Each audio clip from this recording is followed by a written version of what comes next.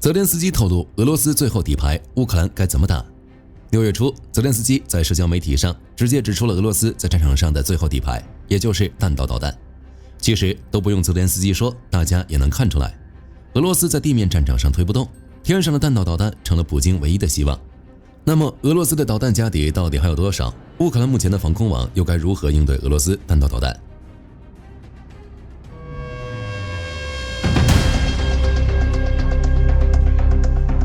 根据最新的战场评估，自打进入2026年以来，俄罗斯军队在地面战场的每日推进速度出现了断崖式的下降，前线基本又回到了那种为了一个村庄来回拉锯几个月的状态。推进速度慢也就罢了，最要命的是人员伤亡。俄罗斯正面临着人口与动员危机，俄军现在的月度兵员损耗高达3.5万人，相当于每个月都要打光几个奇装满员的整编师。这种失血速度让克里姆林宫在常规地面推进上面临着极大的资源瓶颈。虽然俄罗斯人多，但也架不住这么每个月几万的填坑，国内的动员潜力已经要被榨干了。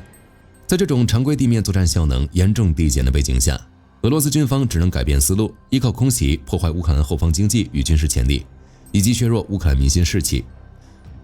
在俄罗斯的空袭菜单里，弹道导弹绝对是重中之重。无人机巡航导弹飞得太慢，很容易被拦截，而弹道导弹飞行速度快，飞行高度直接处于亚轨道。终端俯冲打击的时候，角度几乎近乎垂直，这种极高的物理拦截门槛让普通的防空系统根本反应不过来。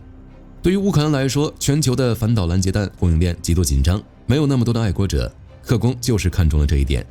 在普京看来，只要俄军保有发起弹道导弹袭击的能力，就能在战场上保持威慑，在拒绝外交谈判的同时，用导弹把乌克兰炸上谈判桌，逼迫基辅接受符合莫斯科利益的既定地缘政治结局。说到这儿，火力军很好奇，打了快5年了，俄罗斯到底还剩多少弹道导弹？在战争初期，很多美欧智库觉得面临制裁与出口管制，俄罗斯的导弹库存撑不过3个月。只是就现在的结果来看，似乎并不是这样。根据乌克兰国防情报总局的评估，俄罗斯的军工综合体运转得非常健康，在保持战略库存底线的同时，每个月能力向乌克兰境内目标发射高达100枚弹道导弹。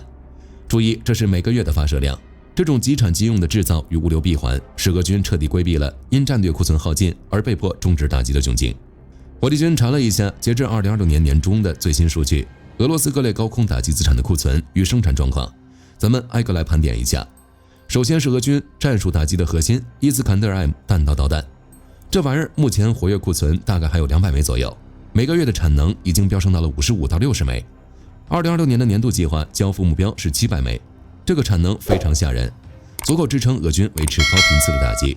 还有让乌克兰非常头疼的变种 IM-48U 导弹，这其实是俄罗斯把 S-300与 S-400的防空导弹强行改造出来的地对地弹道打击武器。库存数据目前是个谜，但月产能大概有50枚。2026年的计划产量达到了480枚以上。要知道，在2025年，这玩意儿的产量还仅仅只有200多枚，产能直接翻倍。至于被传得神乎其神的高超音速武器匕首空射弹道导弹，俄罗斯目前的库存大概是100枚，相比2025年12月的50枚，也是实打实的实现了翻番，月产能大概在10枚左右。2026年的计划交付是只多60枚。匕首虽然难造，但俄罗斯已经摸索出了稳定的生产节奏。除了这些老面孔，俄军还开始实战部署新型中程弹道导弹，比如之前露过脸的帧数，目前库存极少，大概只有10枚，正处于低速率初始生产阶段。这玩意儿主要是用来做战略威慑的。海基和超音速方面，锆石高超音速导弹库存约230枚，睾玛瑙超音速巡航导弹库存约690枚，这2款都在保持低速率的持续生产。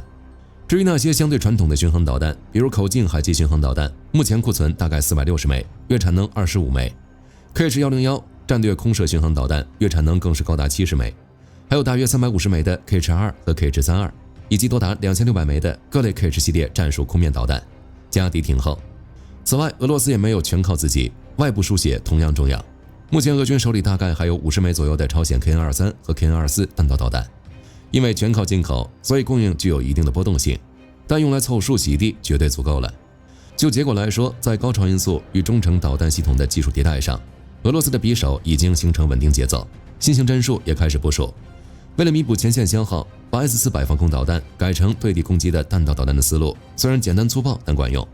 火力军看完了这份清单，最大的感慨是俄罗斯军工哪来的原材料？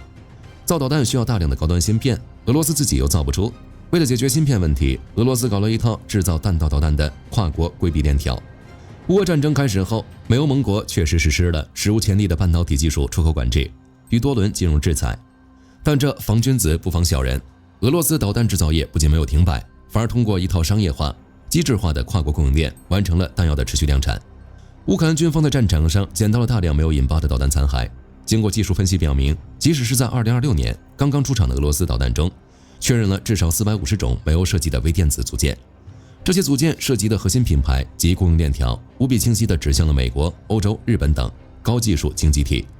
火力军随便给大家报几个名字：俄罗斯导弹的终端和末端制导计算核心严重依赖英特尔旗下的阿特拉以及超微半导体，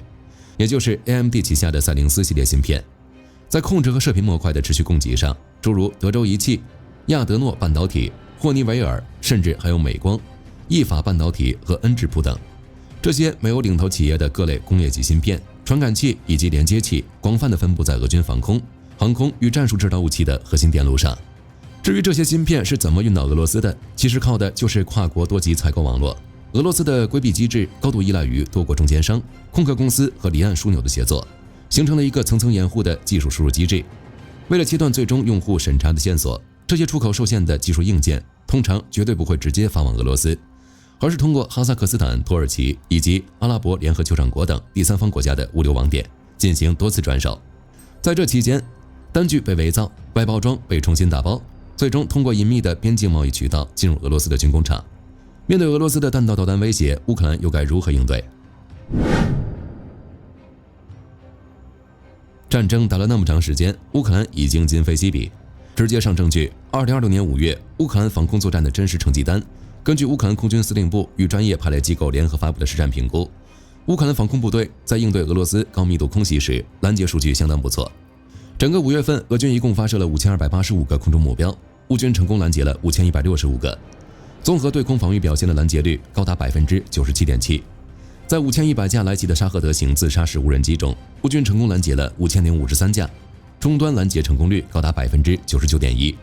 在120枚传统对陆巡航导弹中，拦截了99枚，成功率是82.5%。只是在应对65枚弹道及高超音速导弹的时候，乌军仅拦截了13枚，拦截成功率暴跌到了20%。这组数据说明，乌克兰在抵御慢速饱和无人机空袭方面展现了近乎完美的空中防御效能。火力军不得不佩服乌克兰人的变通能力。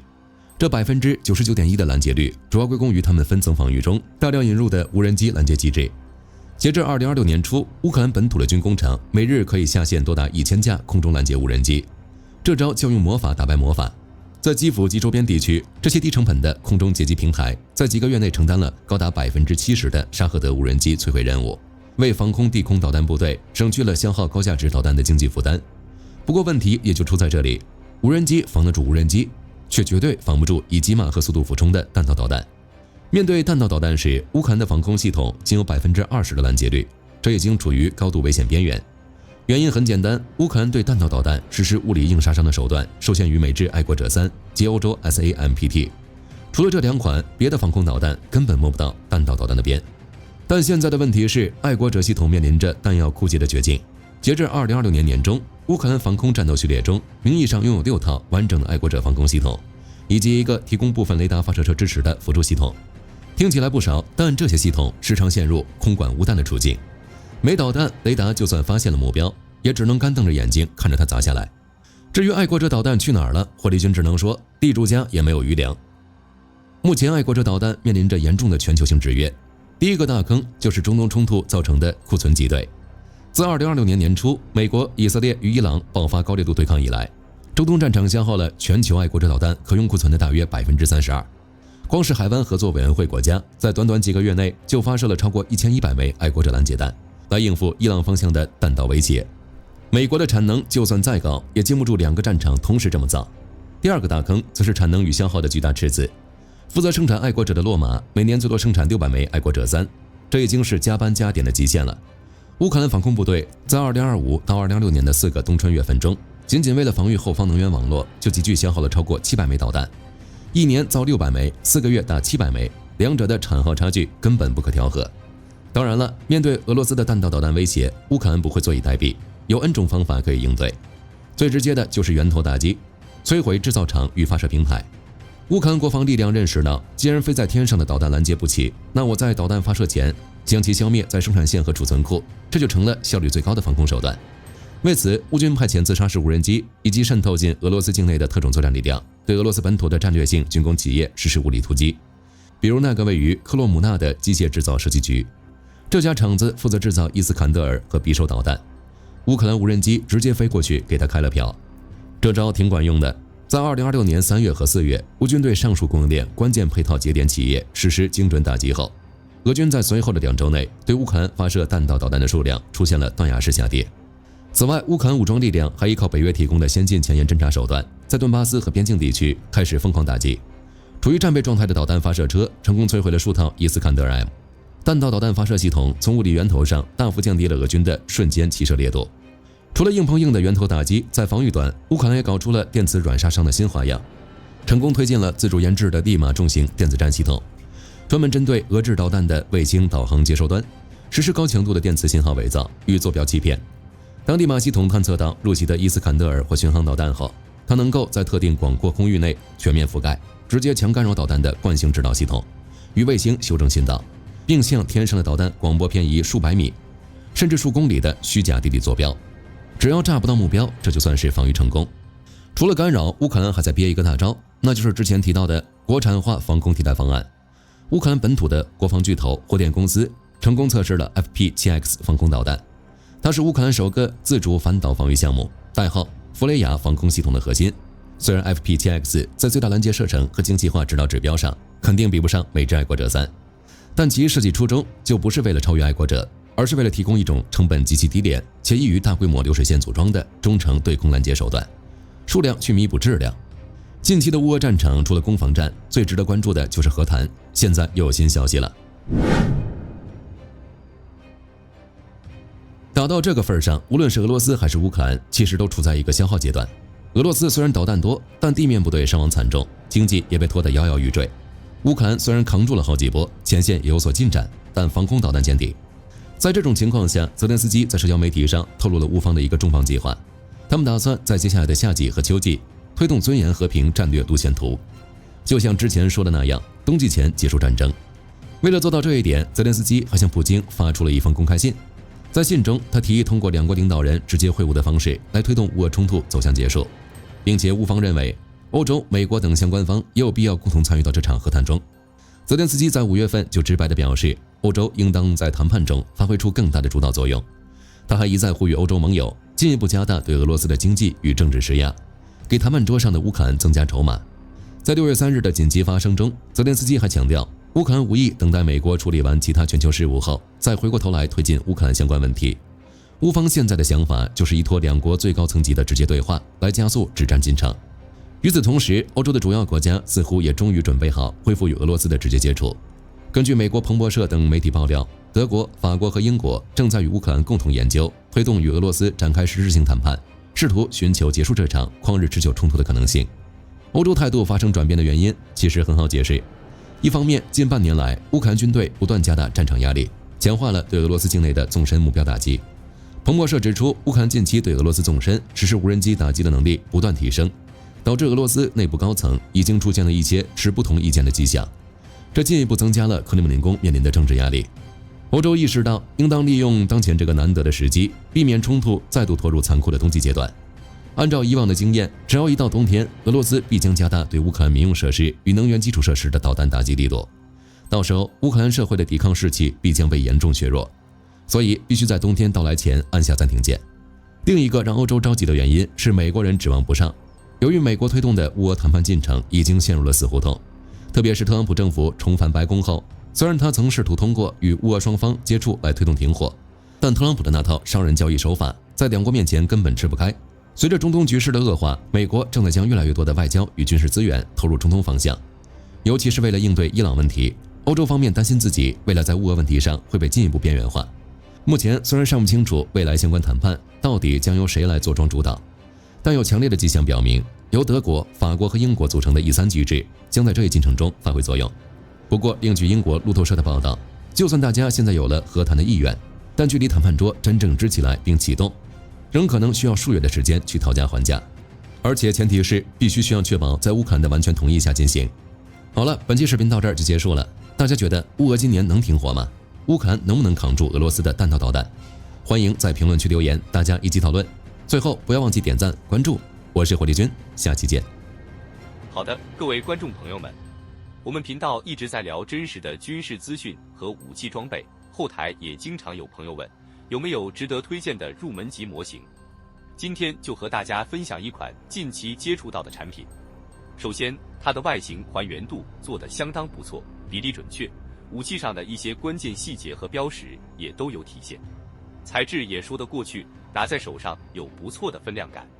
其次，它具备一定的可动性，对于理解基础操作原理有一定帮助，让它不仅是个静态摆件。